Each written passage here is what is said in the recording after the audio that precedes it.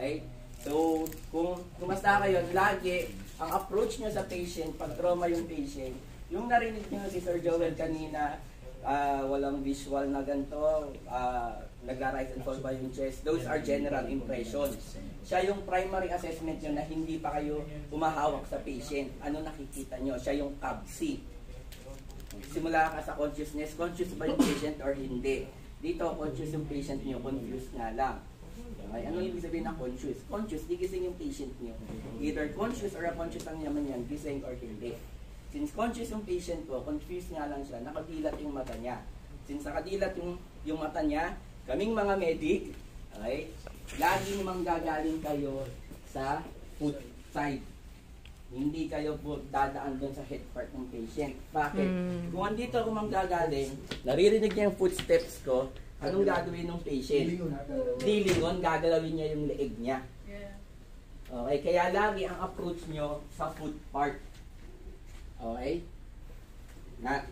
Nagigets yun? Yes. So sa foot part, tapos, papakilala ka, sir, si RT po ako ng Philippine Red Cross.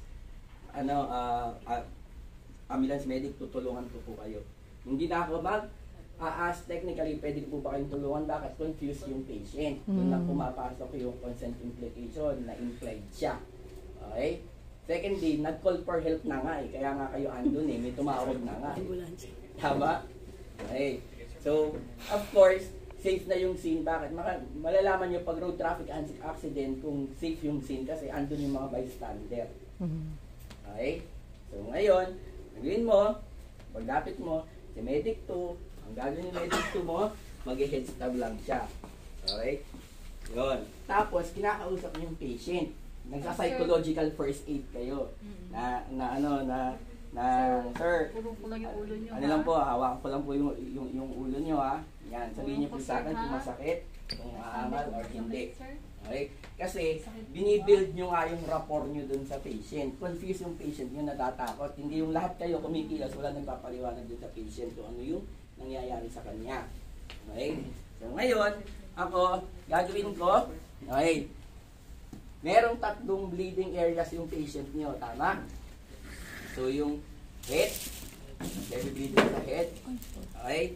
Tapos, obvious na yung right na forearm, tama? Expose yung buto ng forearm. Tapos, deformed yung thigh part, okay? Sa 3 anong yun, dapat ina-approach nyo pa lang yung patient nyo, gumaandap na yung patient assessment nyo. Sa 3 yun, alin ang ikakamatay ng patient ko? Alin yung pinakamalala ang blood loss? Head. Yun yung sabing head. Ako. Forehead. Ikaw? Ako. Nilabas yung buto? Hindi. Kasama pa yung opinion mo, medic to ka. Okay?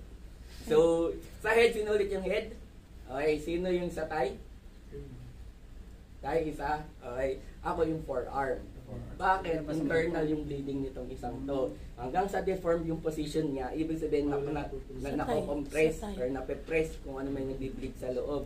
Okay? Yung head part, sila yung mga tinatawag na mga dramatic wounds.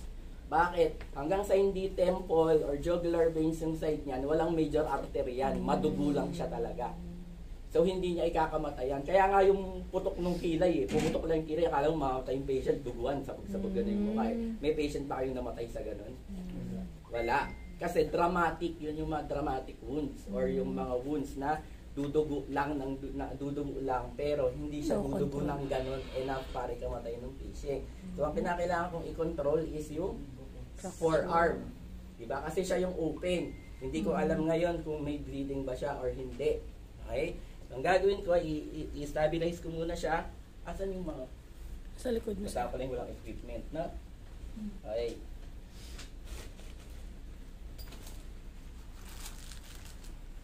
Asan yung mabukas na spring bandage? Dalawa lang ba ito? Meron, sir. Saan po? Ito yung kay Sir Renet. Andiyan, di ko kinuha. Dalawa lang? 3. Okay. So una kong gagawin, okay, as always, i-stabilize ko muna yung bone niya na nagpo-protrude. Okay? Brad, forearm, hindi shoulder. Tigas ba? Okay, so ang gagawin ko, iipitin ko to make sure na hindi gagalaw-galaw yon. Okay, tapos i-stabilize ko siya ng okay, so pressure. Sir, masakit po ba? Yan. Tapos sabihin ko sa kanya, sir, stabilize ko lang yung ano nyo ha. Yung sugat nyo ha. Yan, since masyado siyang mahaba.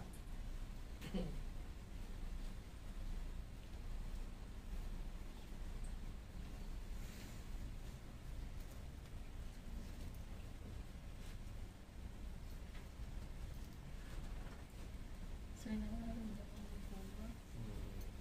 Masakit po ba? Ano po ba yung feeling, sir? Aray! Lasing ka ba sir? Yan. So, tama lang na nakikipagkwentuhan si medic to nyo doon para at least kung magkano siya, alam nung patient na hindi niya kinakailangan mataranta din sa pinaggagawa nyo. Okay?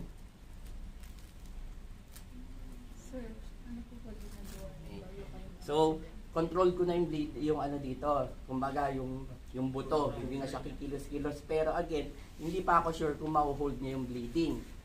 Tapos, as per basic first aid, kung balito ano kinakailangan kong gawin.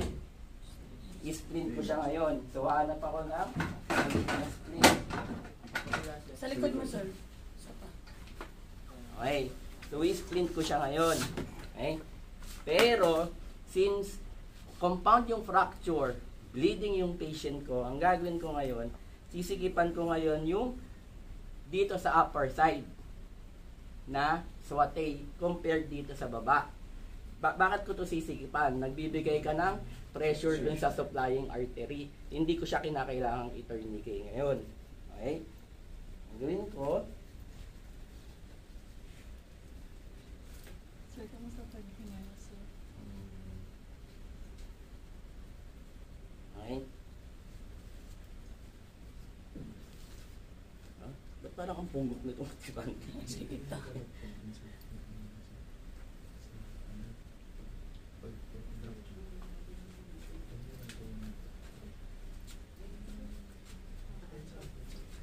So, eto, siya yung mas mahigpit. Okay?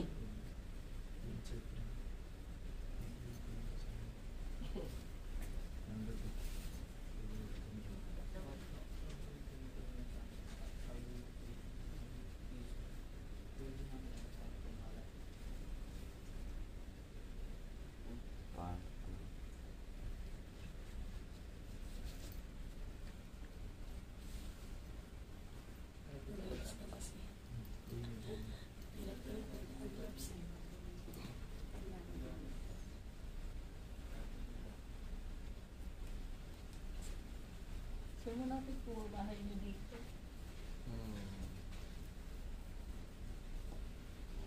May bahay po ba kasama? So, siyempre sa tunay na buhay, aayusin nyo to. Ano ibig sabihin? Aayusin nyo. Wag yung ganito kabilis at the same time, dapat wala siya sa wrist. Okay? So, ngayon, kung tapos na yung splinting nyo dito, tapos na ba? Na-meet nyo na ba yung ano nyo sa splinting? Ano pa yung kulang? Check ng pulse. Ng pulse, motor and sensation. Okay, so may pulse, confused yung patient, hindi ko siya pwedeng utusan. So, ano tawag mo doon? Tapos, pipisilin ko lang yung kamay niya. Magbibigay ako ng initial pain sa kamay niya para lang malaman kung may sensation yung kamay niya. Okay? Kasama na rin pagpisil mo, imbis na yung thumb mo, twist thumb, okay? Yung kuko mo papunta sa thumb niya. Okay? Bakit masakit yon? The same way, nag-a-apply ka ng cup refill mo. Okay? Para kung aaray siya, kikilos siya kasi nasaktan. Pag bitaw mo, mag-check ka na rin ng cup refill. Okay, so na-meet mo na ba lahat nung ano mo for splinting? Kompleto na ba yung splinting mo? Kompleto na? Anong kulang? Gagalaw pa kasi yan, sir. Yun, very good, gagalaw pa siya. Okay, so, at anong kailangan mo pang gawin? Swatay or immobilization. Okay, so kailangan mo pa bang i-arm sling yung patient mo? Hindi. Hindi na. Bakit? Yung arm sling, ang tinatanggal niya yung up and down movement. Kaya siya naka-sling. Okay, yung swatay, ang tinatanggal niya yung sideways. Since yung patient mo nakahiga, yun lang ang kinakailangan mong gawin. Alisin yung sideways movement. Okay? So, ang gagawin ko sa kanya, papatong ko siya sa chest part. Okay? Tapos, magche-check na ako ng chest kung meron siyang chest injury. Okay? Kasi bakit? Pag nagswatay ako dun sa chest niya, hindi ko naman pwedeng kalasin yun para mag-detailed assessment dun mamaya. Okay? Pero eto, kailangan ko stabilize kasi eto nga yung dumudugo sa kanya. Okay? So, ang gagawin ko ngayon is i-stabilize ko na, lalagyan ko na siya ng ano, ng swatay. Okay?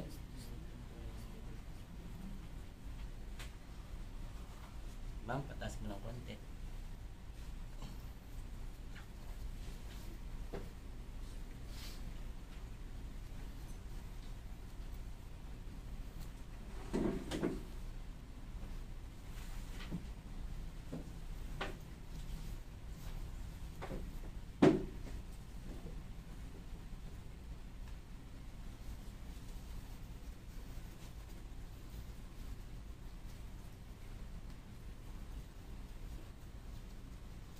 Tumatawag sa akin, may nagbabibrate sa okay. Ayan.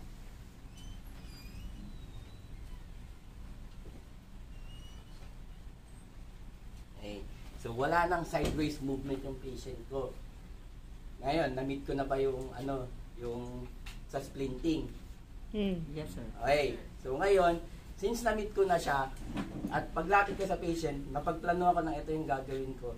Alam kong idadaan ko yung swatay kasi sa neck part. Yun yung reason kung bakit pinag-stabilize ko lang siya, hindi ko siya nilagyan ng C-collar. Okay? Ngayon, kinakailangan ko na maglagay ng C-collar kasi wala na akong idadaan sa kanya eh. Okay? Pero, bago ako mag-C-collar sa kanya, mag-detailed assessment na ako ng head part. Okay? So, ang gagawin ko, detailed assessment or ano, pagsasabayin ko na either i-rapid blood sweep ko siya kasi unang-una kita ko na naman yung mga injury niya. Kinakailangan ko lang malaman kung ano kung meron pa bang underlying. Okay? Eh since ito, again, tatakpan ko yung neck area niya, magdi-detailed assessment na ako dun sa head part. Okay? Kasi hindi pwedeng mag-rapid blood sweep lang ako dito. Tapos, lalagyan ko siya ng C-collar. Tapos pag nag-detailed assessment ako, kakalasin ko ulit yung C-collar. Yun. So, ang gagawin ko, magdi-detailed na ako sa head part. So, nakita ko, hindi din yung head part. Kuha ko ng, ano, ng gasa.